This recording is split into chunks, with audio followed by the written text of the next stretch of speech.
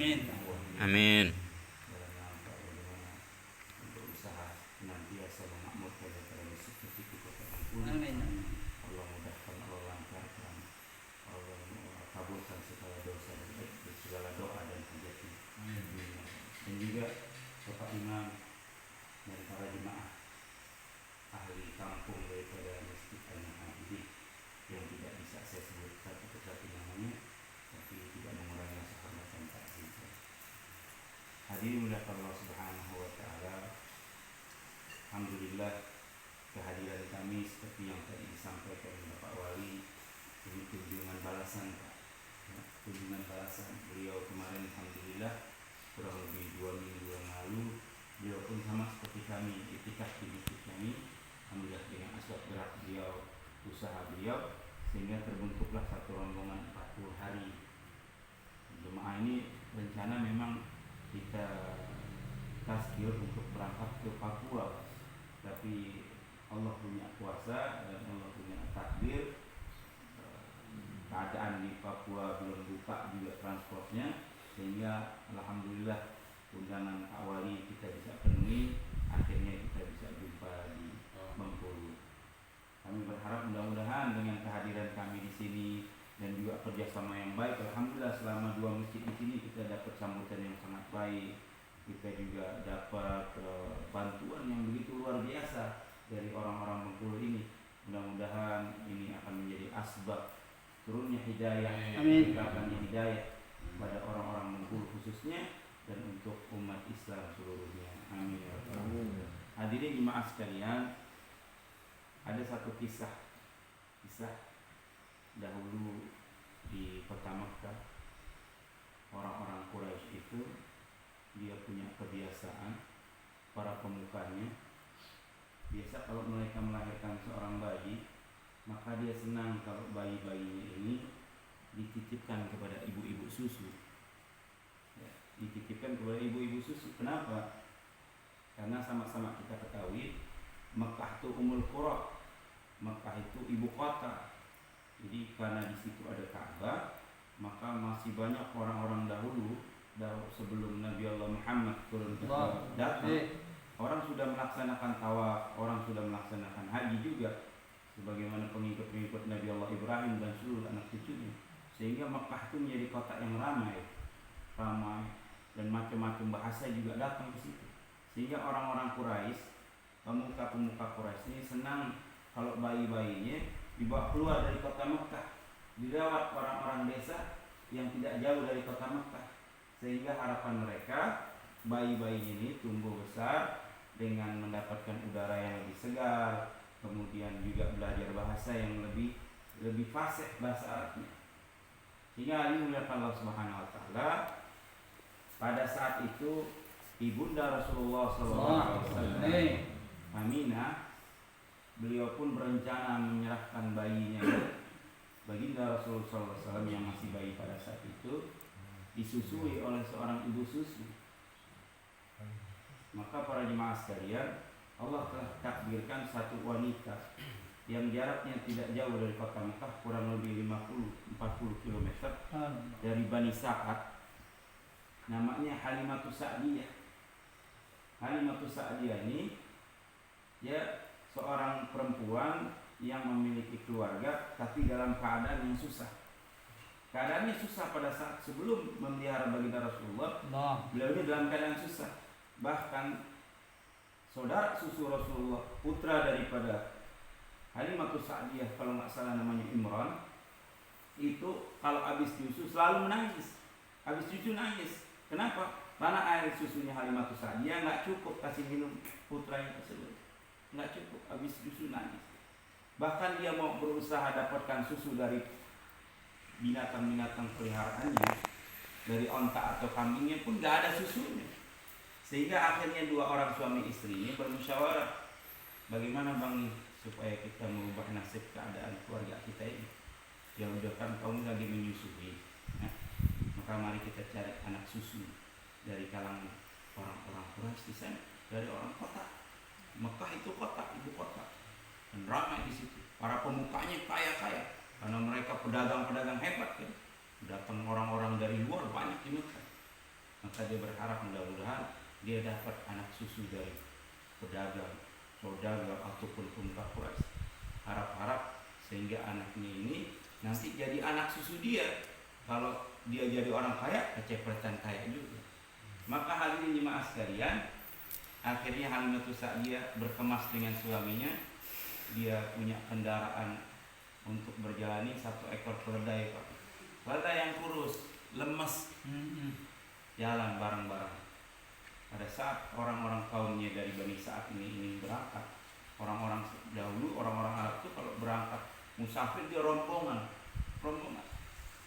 Maka Halimatus Sa'diyah ikut dalam rombongan tersebut. Tapi karena kendaraannya yang kurus, yang lemes ini, maka dia berjalan paling belakang. Setibanya di Makkah, maka kebiasaan orang-orang Quraisy, dalam satu riwayat dikatakan bayi-bayinya itu dikumpulin di depan Ka'bah. Maka ibu-ibu susu itu mengambil buru-buru, mana yang kaya. Subhanallah, pada saat tibanya Halimatus Sa'diyah di Ka'bah Baitullah, yang dia dapetin cuma 1 bayi baginda Rasulullah SAW, yang sama-sama kita tahu bahwa Rasulullah pada saat itu anak yatim. Maka Halimatus Sa'diyah sama suaminya bilang, wahai suamiku, nasib. Kalau orang Betawi, ya nasib gitu. Tinggal 1 anak yatim nih. Harapannya kan seorang bayi dari saudagar, pemuka, orang kaya raya, yang kelak nanti bisa bayar dia banyak kan. Tapi tiba-tiba yang dihadapi bayi seorang anak yatim, baginda Rasulullah SAW. Maka hadirin, pada saat Halimatus Sa'diyah mendekat, maka Allah telah kasih dalam hatinya itu, pegang bayi ini, gendong bayi ini gitu ya. Dia lihat wajahnya, terkesan dia sama bayi tersebut. Maka hadirin mulakan ta'ala, seketika bayi itu digendong oleh Halimatus Sa'diyah, seketika itu pula para jemaah sekalian, mohon maaf, air susu daripada Halimatus Sa'diyah dia berasa memenuh. Seketika memenuh, berasa dia penuh air susu. Maka dia bisikin sama suamiku, wahai suamiku, sesungguhnya bayi ini bayi bawa keberuntungan, bayi bawa hoki, kalau orang Betawi bilang, bawa hoki, bayi ajaib ini bayi. Ini harus kita bawa segera jauh dari sini. Suaminya bilang, ada apa? Saya nggak tahu. Pada saat saya pegang bayi ini, maka tiba-tiba air susu saya merasa penuh. Maka hadirin jemaah sekalian, akhirnya bayi tersebut dibawa di kemahnya Halimatus Sa'diyah. Setibanya di kemah, Rasulullah disusuin, kenyang. Saudara susunya juga menyusuin, nggak nangis lagi, kenyang. Maka akhirnya dia pun pergi para jemaah sekalian. Setelah selesai, kaumnya Bani Sa'ad itu hendak meninggalkan kota Mekah, maka Halimatus Sa'diyah dan bayi baginda Rasulullah SAW ini naikin keledai yang tadinya lemes paling belakang para jemaah sekalian. Pada saat dinaikin baginda Rasulullah SAW, maka keledai itu jadi keledai yang paling cepat dan paling depan. Maka Masya Allah, orang-orang bilang, dari kalangan Bani Sa'ad bilang, wahai Halimah, ini keledai siapa?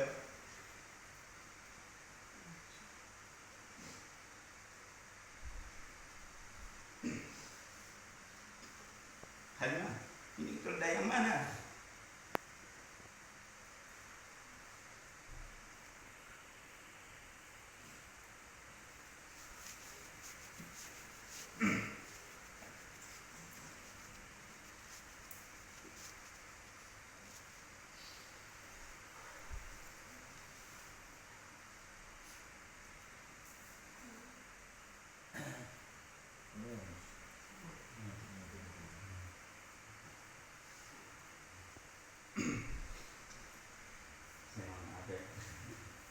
Terharu ceritanya. Jadi orang-orang kampung tersebut bingung. Wahai Halimah, bagaimana nih, kau beli dari mana ini keledai? Kata Halimah, ini keledai yang kemarin saya tunggangi.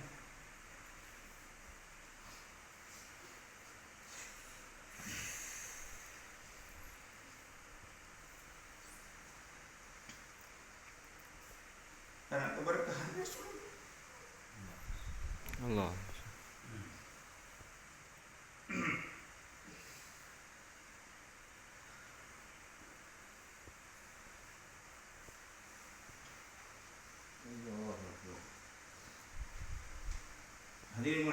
Subhanahu wa taala, ini Halimatus Sa'diyah dia nggak tahu dia sedang merawat siapa, dia nggak tahu dia sedang berurusan dengan siapa. Maka Allah telah rubah keadaan dan suasana rumah tangganya pada masa. Allah berkahi kehidupannya, Allah berkahi. Hadirin wa ta'ala, jangankan di dunia, bahkan di akhirat Halimatus Sa'diyah akan Allah berkahi. Kenapa? Karena dia ibu susu dari Rasulullah. Suatu ketika Rasulullah duduk dengan para sahabat, maka datang ibunya, kalimat di depannya para jemaah sekalian. Maka baginda Rasulullah pun berdiri. Sambil beliau berdiri, beliau lemparin selendangnya sambil mengatakan, ibunda lewat di atas selendang, ibunda lewat di atas. Diberkahi oleh Allah Subhanahu wa taala. Hidupnya di dunia Allah angkat derajatnya, di akhirat tidak diragukan lagi. Ini Halimatus Sa'diyah. Beliau nggak tahu bahwa dia sedang merawat daripada utusan Allah Subhanahu wa taala. Allah berkahi kehidupannya. Terus bagaimana dengan kita ini? Alhamdulillah, kita sadar betul kalau kita bersentuhan dengan keluarga, dengan tubuh, dengan agama Rasulullah SAW. Satu ketika dalam satu riwayat dikatakan, Rasulullah pernah ditanya oleh malaikat Jibril alaihissalam, ya Rasulullah, mulia mana engkau dengan surga? Tentu mulia aku. Kenapa? Surga dibuat, diciptakan untuk aku, kata Rasulullah. Maka Jibril tanya lagi, ya Rasulullah, mana mulia engkau dengan aku? Tentu aku lebih mulia. Kenapa demikian? Maka Rasulullah jawab, wahai malaikat Jibril, engkau datang kepadaku mengantarkan wahyu dari Allah Subhanahu wa taala. Ditanya lagi, ya Rasulullah, mulia mana engkau dengan agama ini? Tentu agama ini lebih mulia daripada aku. Kenapa demikian? Aku ada, aku diutus, aku dihantar di muka bumi ini atas perkara agama. Maka hadirin muliakan Allah Subhanahu wa taala, kalau Halimatus Sa'diyah berurusan dengan jasad Nabi SAW, Allah turunkan keberkahan-keberkahan dalam hidupnya. Bagaimana dengan kita para jemaah sekalian? Bukan jasad Rasulullah, tapi apa yang diinginkan Rasulullah. Bagaimana agama ini para jemaah sekalian wujud, bagaimana agama ini diamalkan, bagaimana setiap masjid-masjid ini makmur. Maka hadirin muliakan Allah, pasti dan pasti Allah akan datangkan kebahagiaan di dunia yang sementara, bahkan di akhirat yang selama-lamanya. Sebagaimana Allah katakan dalam Al-Quran, man amila salihan min dzakarin aw unsa wa huwa mu'min falanuhyiyannahu hayatan thayyibah. Kata Allah Subhanahu wa taala, barang siapa yang beramal soleh, ya, baik dia laki-laki ataupun perempuan, ya, kemudian dia punya yakin yang betul kepada Allah Subhanahu wa taala, maka Allah akan datangkan hayatan thayyibah, kehidupan yang begitu berkah. Hayatan thayyibah, keberkahan dalam kehidupan. Di mana para jemaah sekalian? Di dunia yang sementara, bahkan di akhirat yang selama-lamanya. Bahkan di ayat yang lain Allah janjikan, dengan kita tunduk patuh kepada Allah, maka Allah Subhanahu wa taala akan menyelesaikan daripada setiap permasalahan kehidupan kita. Kehidupan di rumah tangga kita, kehidupan kesehatan, masalah kesehatan kita, masalah ekonomi kita, masalah masa kampung kita, masalah saat provinsi kita, bahkan masalah negeri. Allah janjikan akan Allah selesaikan. Sebagaimana Allah katakan, wa may yattaqillah yaj'al lahu makhraja. Barang siapa yang tunduk patuh kepada aku, maka aku akan selesaikan dia dari segala macam masalah. Allah keluarkan dia ja'alahu makhraja. Maknanya Allah akan selesaikan dari segala macam permasalahan dalam kehidupannya. Kemudian ditambah lagi, wa yarzuqhu min haitsu la yahtasib. Allah Subhanahu wa taala akan berikan rezeki dari mana? Dari jalan yang tidak disangka-sangka kepada kita para jemaah sekalian. Di ayat yang lain Allah Subhanahu wa taala kata, walau anna ahlal qura amanu wattaqau la fatahna alaihim barakatun minas sama'i wal ardh. Kata Allah, kalau satu kampung, satu negeri ya tunduk patuh kepada aku, kata Allah, la fatahna, akan aku bukakan, kata Allah, apa? Barakah minas sama'i, dari langit ke bumi. Ini janji Allah Subhanahu wa taala kita kalau jaga ketaatan kepada Allah Subhanahu wa taala. Maka hadirin muliakan Allah Subhanahu wa taala, atas pentingnya ketaatan kepada Allah ini, maka kita mari sama-sama fikirkan para jemaah sekalian. Kita risaukan para jemaah sekalian dengan apa? Dengan tanda kita tingkatkan dakwah kita. Kita tingkatkan mengajak kita, tabligh kita kepada siapa? Kepada saudara-saudara kita. Ya, saudara-saudara kita yang belum paham, saudara-saudara kita yang lemah. Kita harus sampaikan pada jemaah sekalian. Kita harus datangin dengan lemah lembut, dengan rayu, dengan segala macam usaha. Baginda Rasulullah SAW para jemaah sekalian, begitu risaunya beliau kepada umat ini, Pak, maka satu orang datang ke dalam masjid, kencing di dalam masjid para jemaah sekalian. Bukannya duduk santai tapi kencing di dalam masjid. Tapi karena risau beliau kepada umat ini, maka beliau nggak marah kepada orang yang kencing. Coba bayangin kalau kita datang, satu orang datang ke masjid itu tiba-tiba dia kencing. Masya Allah, apa yang kita lakukan? Kita tahu apa yang kita lakukan sama salat. Bahkan hari mulia Allah Subhanahu wa taala, satu ketika juga anak muda datang, Pak. Anak muda datang kepada Nabi. Nabi, orang yang paling dicintai orang sekelilingnya, yaitu para sahabat. Datang ngomongnya apa? Wahai Nabi Allah, saya mau zina. Masya Allah, saya ini mau zina. Sahabat yang di sebelahnya Umar udah geram sekali kan. Ngomongin kalau kita bahasa ada Pak Wali di sini tiba-tiba ngomong seperti itu. Wah, ajudan kita juga marahin orang nggak punya sopan santun. Tapi Nabi SAW nggak seperti itu. Karena risaunya beliau kepada umat ini, beliau katakan dengan kata-kata yang bijak, kata-kata yang lembut, sehingga akhirnya orang itu pun senang kepada Nabi dan tidak suka dengan zina. Pada jemaah sekalian, hadis dan riwayat kita sama-sama tahu. Maka hadirin jemaah sekalian, mari kita ada rasa pikir risau kita, bagaimana umat ini mau kembali kepada Allah Subhanahu wa taala. Kenapa? Kalau umat ini kembali kepada Allah Subhanahu wa taala, akibatnya banyak para jemaah sekalian. Yang pertama, masjid-masjid akan makmur. Kemudian anak-anak kita akan menjadi anak-anak yang cinta dengan agama, senang belajar agama, senang menuntut ilmu agama Allah Subhanahu wa taala. Akhirnya keluarlah dari setiap rumah-rumah orang Islam generasi-generasi yang siap berjuang buat agamanya Allah Subhanahu wa taala. Maka kita yang ada di sini, Bapak para jemaah sekalian, mari kita niat, Pak. Kita niat jadi pejuang-pejuangnya agama Allah Subhanahu wa taala. Dan bohong kalau seorang pejuang tidak pernah korban. Ada orang mengatakan saya pejuang, tapi dia tidak pernah korban. Bohong para jemaah sekalian. Maka hadirin ta'ala, kita baru saja kita lewati hari raya korban. Korban, apa makna daripada korban para jemaah sekalian? Tiap tahun kita lihat hewan ini korban yang dipotong, kita lihat dalam di mata kita. Dan sejak kita lihat di hari raya korban, begitu banyak orang melaksanakan ibadah korban. Apa makna daripada korban tersebut? Hadirin supaya ingat bagaimana dahulu sebelum terjadinya penyembelihan kita ini kepada hewan-hewan ternak kita, ada seorang Nabi Khalilullah, kekasih yang paling dicintai oleh Allah. Ngapain, Pak? Menyembelih daripada putra kesayangannya yang ditunggu-tunggu, Nabi Allah Ismail.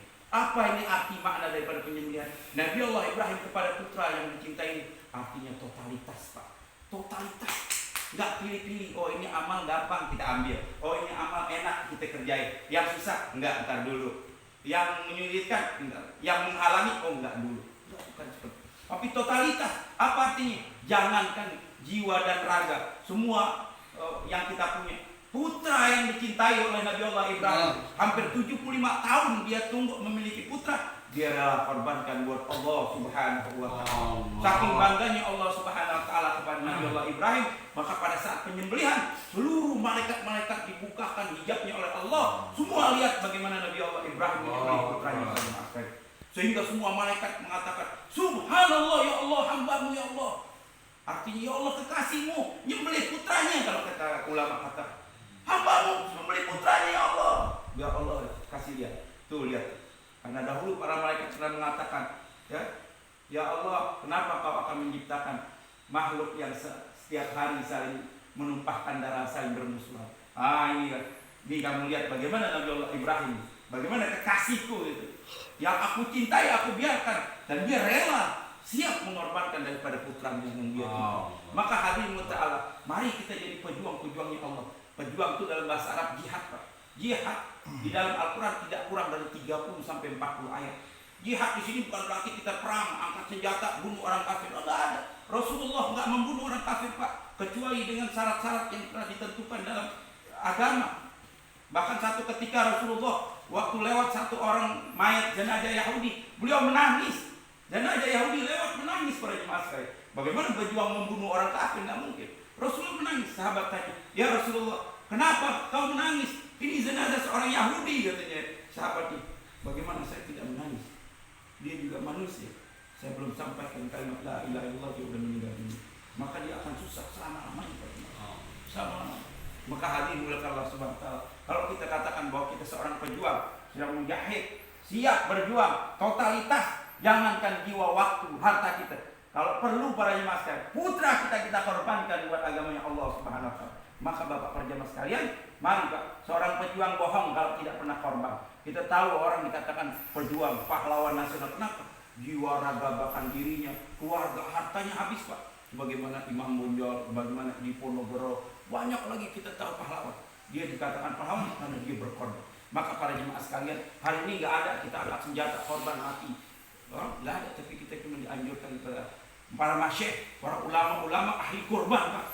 Dan survei telah membuktikan dengan bapak-bapak keluar 4 bulan nih, keluar 4 bulan, maka Allah SWT akan rubah keadaan kita Pak.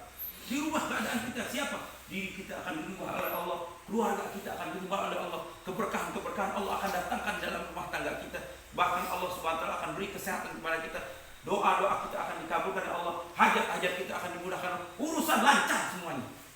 Karena janji Allah, in tansurullah yansurkum wa yutsabbit aqdamakum. Barang siapa yang menolong agamaku, kata Allah. Apa Allah perlu pertolongan kita para jemaah sekalian?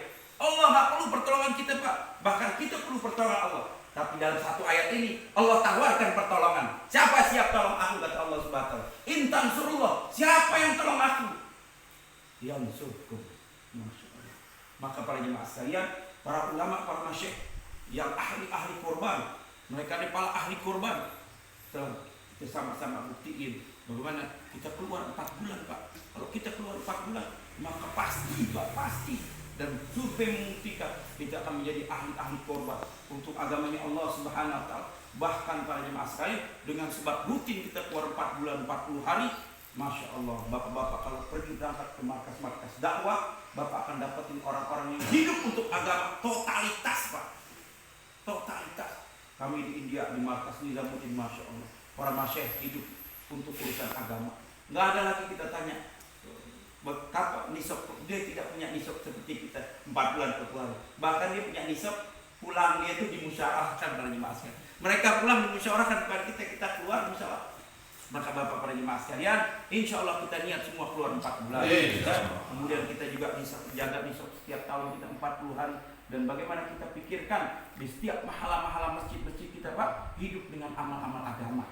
Ya, kita pikirkan bagaimana setiap masjid-masjid kita ini hidup daripada taklim, hidup daripada jaulah, silaturahmi kepada sesama. Ya, sehingga para jemaah sekalian, dengan sebab kita buat silaturahmi, dengan sebab kita buat taklim di masjid kita setiap hari, maka Allah SWT akan turunkan begitu banyak rahmat hidayah di kampung halaman kita.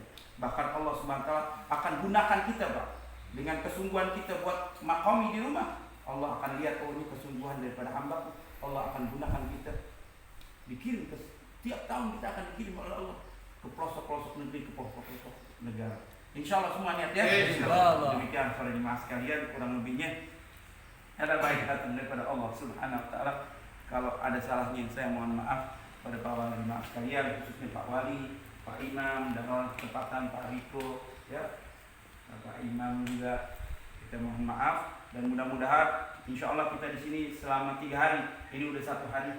Harapan kami bapak-bapak daripada ahli masjid Muhajirin bisa sama-sama duduk bersama. Kita pikirkan Pak, bagaimana masjid bapak-bapak ini ya selama kita datang kita dimanfaatin semaksimal mungkin.